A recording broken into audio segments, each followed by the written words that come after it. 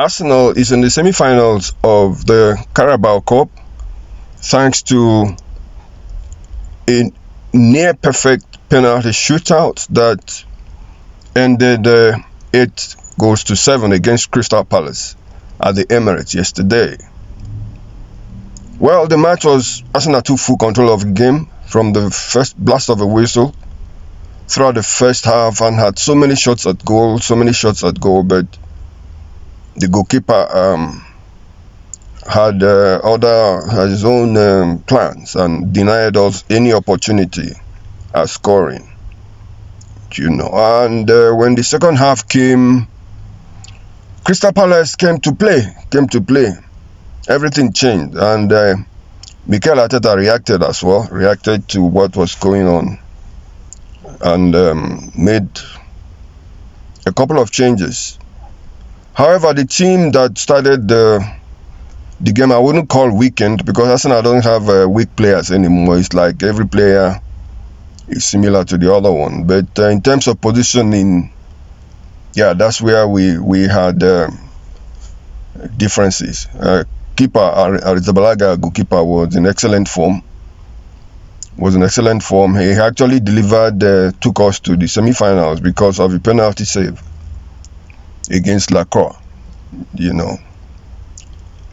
But apart from that, all of them played. Christian Nørgaard, our midfield had Christian Nørgaard, had Merino and Eze. And they haven't been playing together before, but they were okay. Nørgaard really played, gave a solid performance. Defense had Saliba, Miles Lewis-Kelly,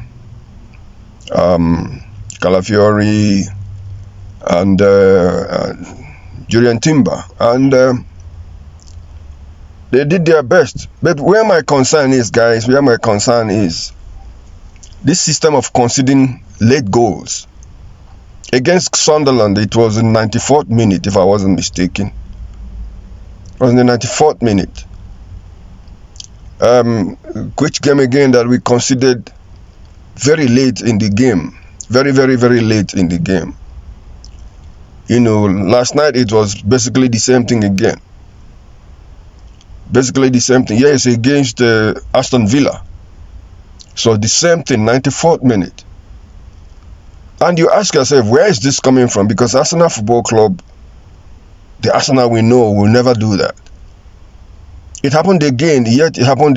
We were leading by a lone goal, an own goal. That was the score, unfortunately, by Lacroix again. And we considered an equalizer with a minute left, because they gave 9 minutes injury time, and we considered on the 97th minute. It's a worrying kind of a situation, but then we trust that the team will have it sorted, because it cannot continue like this. The boys psyched themselves up and produced a near perfect penalty shootout, 100%. And here we are. Our next game now is against Chelsea. But before Chelsea, we have 5 games to play before we play that in January. And most of them seemingly look very winnable. Our next 5 games are, we play Brighton at home. After Brighton, we play Aston Villa. That is coming again. Aston Villa will be at the end of the year, the end of a month, on the 30th of December. We play Brighton on the 27th. Then we go away to Bournemouth. I think on the 3rd of January. Then after Bournemouth, Liverpool will visit the Emirates. These are 4 league games to have before we play in the FA Cup away at Portsmouth. Then we meet Chelsea in the semi-finals of this EFL Cup, or what we know as Carabao Cup. Then after Chelsea, our next league match is away at Nottingham Forest. So you can see all these 5 league games are winnable and must be won. Possibly maybe the most challenging there will be against Liverpool followed by Aston Villa. But if we really want to win the league, then all of them must be won, especially when we're playing at home. So far, so good. We haven't lost any game at home this season. And I can't remember when last we lost a league match at home at the Emirates. So we're really in a good position. And this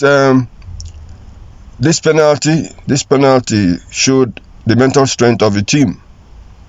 It showed the mental strength of the team. If you had watched it, it was very, very enjoyable. Well, coming to January transfer window, and Antoine Semenyo cannot wait for Arsenal. His mind now is set on moving to Man City. Man City also wanted him. Man United was the ones that were pushing the hardest, but he turned them down. We later heard that Chelsea also made a late move, but the young man's mindset now is set on moving to Man City.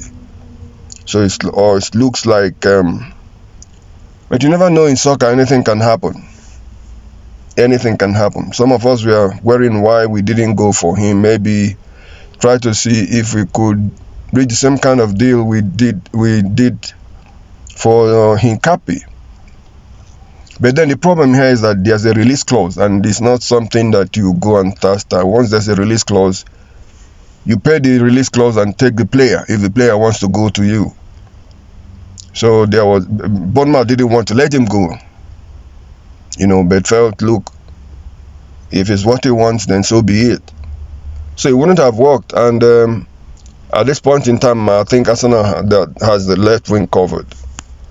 So they were looking at the summer, maybe when they'll be ready to offload 1 or 2 or 3 of our players. But so be it. We wish him good luck. On further transfers, guys, apart from the names that I already mentioned that we're interested in, especially the 2 players from AC Milan and the other young man from Lille, the other rumors is that maybe a couple of our players may be loaned out in January. But then I've heard Mikel Arteta say that he's not ready to do anything like that. Because the names like Ething was mentioned, Gabriel Jesus, Marsh Lewis Kelly going to Chelsea, Ething going to Crystal Palace, and Jesus going to West Ham. I doubt if that will happen, because remember, we're chasing the title, and with the kind of injuries we've so far encountered and continue to encounter, making the team leaner again will be running an unnecessary risk. So I look at most of this as the necessary rumors and nothing more than that. Well, I don't know what you think. Let me know what you think. There's not much to report than to say that on Saturday the 27th, we are at home to Brighton and Hove. It's a team that normally troubles us, but I'm sure we'll celebrate the Christmas and Boxing Day with a win over them. Then we wait for Aston Villa to close our year with. Aston Villa has become a big problem to us since Unai Emery went there. Unai Emery, whenever he sees Arsenal, everything changes. But we'll see what's going to happen. Well, guys, please subscribe to our platform. We beg of you, if you have not done so. Comment. What do you think?